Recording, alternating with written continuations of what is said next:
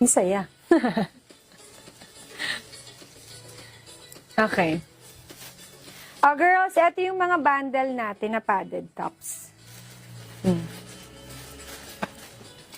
Okay? Ito po, magkano to? Bundle.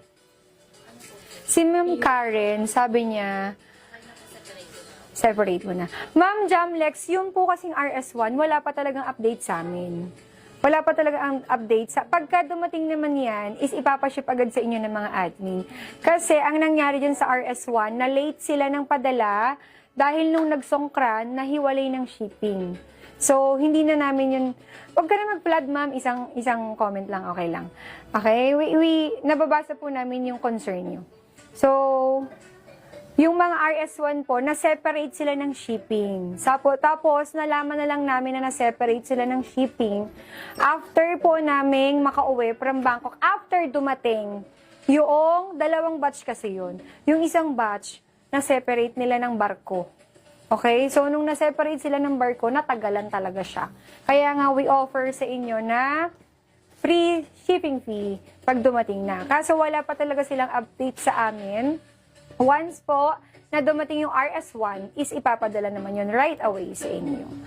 Pero ano na yun, Sunday bukas, Monday. Pinaka-sure na nun is tomorrow. Ay, Monday arrival. Pinaka-sure na yun. Yun naman yung promise sa amin ng C-Card.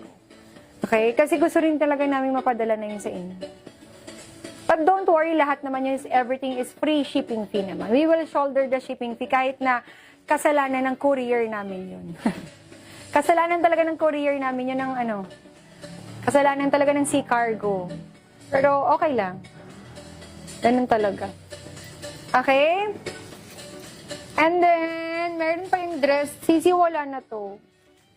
Then, kay Ma'am Jean, pa-cancel po yung kaniyang 885. Ma'am Joanne, ay check po ng PM. Okay.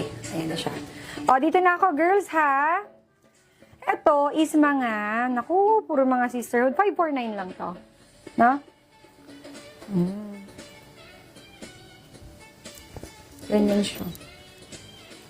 Kasya to hanggang XL. Kasya hanggang XL. Pero konti lang to, ha? Konti lang po. Wait lang. Sa isang pouch po, random po.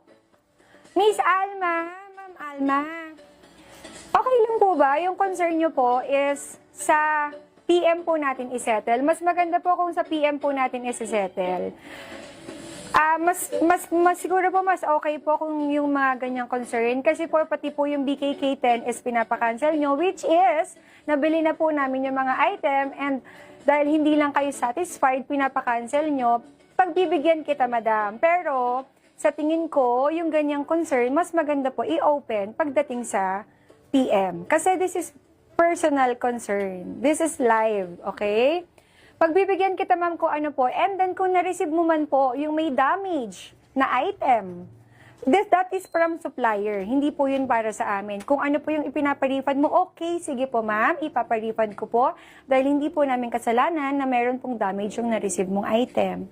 And then, kung gusto mo naman pong iparifund ko, yung BKK10 mo, dahil gusto mo lang siyang i-cancel, okay, sige. We will refund your BKK10 kahit nabili na namin yung item. Okay na po ba yon? Siguro po mas maganda pag sa PM na lang, ha? Okay na. Okay?